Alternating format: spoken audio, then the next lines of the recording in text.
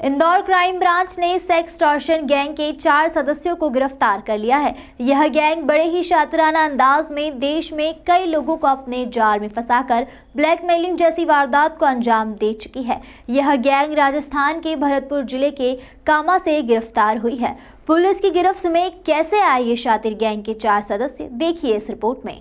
हथकड़ियों में जकड़े इन 4 शातिर गैंग के सदस्य अच्छों को अपने जाल में फंसाकर उनकी जेब ढीली किया करते थे। दरअसल यह शातिर गैंग के सदस्य पहले तो फेसबुक, इंस्टाग्राम सहित सोशल मीडिया प्लेटफॉर्म पर फर्जी सिम कार्ड के माध्यम से महिला के नाम से फेक आईडी बनाकर लोगों से दोस्ती करने हेतु उन्हें फ्रेंड रिक्वेस्ट भेजते थे। जैसे ही लोग इनके झांसे में आ जाते थे, यह लोग उन्हें विश्वास में लेकर उनका पर्सनल नंबर भी ले लेते थे। उसके बाद व्हाट्सएप पर वीडियो कॉलिंग शुरू कर देते थे। महिला की प्रोफाइल होने के चलते लोग इन पर विश्वास भी कर लेते थे, पर यह विश्वास उनके लिए कितना घातक होगा शायद वह नहीं जानते थे। धीरे धीरे करके गैंग के सदस्य संबंधित का न्यूड वीडियो बना लेते थे। उसके बाद शुरू हो जाता था इनका ब्लैकमेलिंग का धंधा। जो इनकी जाल में फंस जाता था, उनसे मोटी रकम मांगने का सिलसिला जारी हो जाता था। ना देने पर न्यूड रिकॉर्डिंग वायरल करने की धमकी दी जाती थी। पर अब यह शातिर गैंग सलाखों के पीछे पहुंच गई। सेक्सटॉर्शन के 4 शातिर गैंग के सदस्य पुलिस गिरफ्त में कैसे आए, इसकी भी दिलचस्प कहानी है। दरअसल इंदौर के एक निजी कॉलेज में काम करने वाले एक स्टोर मैनेजर ने इस गैंग की धमकियों से परेशान होकर पिछले महीने आत्महत्या कर ली थी। मृतक इन गैंग के जाल में फंस चुका था। गैंग के सदस्य उसे लगातार टॉर्चर कर रहे थे। लगातार ब्लैकमेलिंग से परेशान होकर निजी कॉलेज के स्टोर मैनेजर ने पिछले महीने आत्महत्या कर ली। पुलिस ने आत्महत्या का मर्ग कायम कर जांच शुरू की। तब कड़ी से कड़ी मिलना शुरू हो गई। स्टोर मैनेजर के मोबाइल से पता चला कि एक नंबर से उनकी लगातार वीडियो कॉलिंग पर बात हो रही थी। जब नंबर की जांच की गई तो वह नंबर कुमारी वंदना सीतापुर के नाम से मिला। टीम सीतापुर पहुंची तो पता चला इस नाम से कोई महिला नहीं है। अरसे में एक दिन पहले ही जारी हुई है। कैफे पर लिखा अल्टरनेट नंबर भी किसी महिला के नाम से था, जो फर्जी निकला। मामले में क्राइम ब्रांच से सहायता ली और आईपी एड्रेस के आधार पर छानबीन शुरू हुई। पुलिस को अंतिम लोकेशन भरतपुर के कामा की मिली। सोमवार को टीम कामा पहुंची और रईस को हिरासत में लिया। उसने 4 साथियों के नाम बताए। पुलिस ने भरतपुर पुलिस की मदद से 4 लोगों को हिरासत में ले लिया।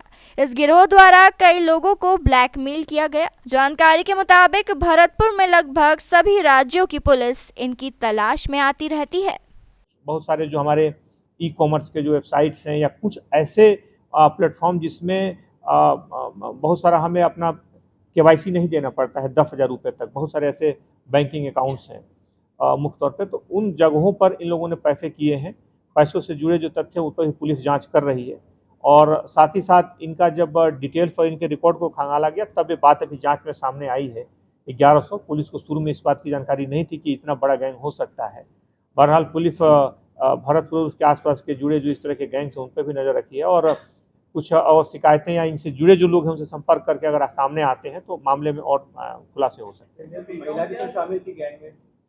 अभी जो गैंग पकड़ा गया है इसमें खास बातें हैं जिसे मैं अंडरलाइन करना चाहूँगा कि इस पूरे गैंग में जिस महिला का ये फोटो दिखाते थे या वीडियो दिखाते थे, वास्तव में वहाँ कोई महिला नहीं होती थी।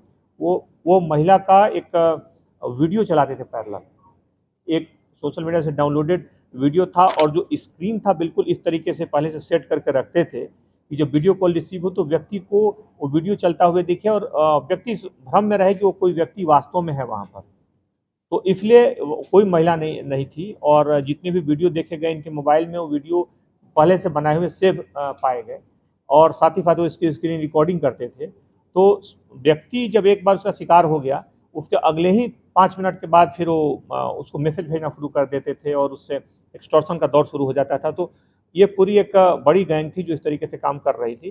जो 4 आरोपी पकड़े गए हैं, चारों आरोपी उसमें वहीं के रहने वाले हैं और वहीं स्थानीय तौर पे लगभग कई 2 सालों से लगभग इस काम में जुड़े हुए हैं।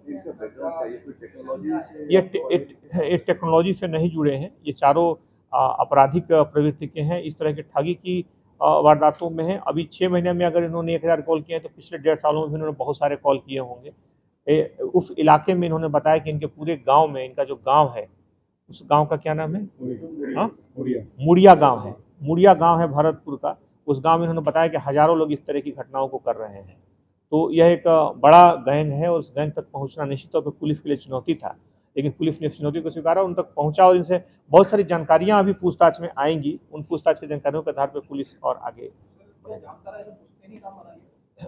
निश्चित तौर पे मॉडस ऑपरेंडी अलग है, लेकिन जैसा जामतारा उसी तरह के इस तरह के मॉडस ऑपरेंडी में इस क्षेत्र में बड़ी घटनाएं हो रही हैं। बैकग्राउंड क्या है सर? एजुकेशन क्या है? इनका एजुकेशन 9-10 तक पढ़े हुए हैं, बहुत ज़्यादा पढ़े नहीं हैं और इनके पहले के लोग, इनके घर के सारे लोग, बाकी लोग भी इस तरह के चूँकि काम कर रहे हैं, तो इनको कामों में क्योंकि इसमें दूसरी परिस्थितियां हैं। इसकी घटना की समस्या ये है, इसका एक दूसरा पहलू ये है कि इसमें 95% मामलों में फरियादी सामने नहीं आता है, क्योंकि अगर इसमें पहले आने पर उसकी जो सामाजिक परिस्थितियां होती हैं, उसकी जो सामाजिक मर्यादा और जो भी परिस्थितियां पैदा होती हैं, वो उसको झेलने में अपने को असहज महसूस करता है, इसलिए समान तौर पर व्यक्ति शिकायत नहीं करता है।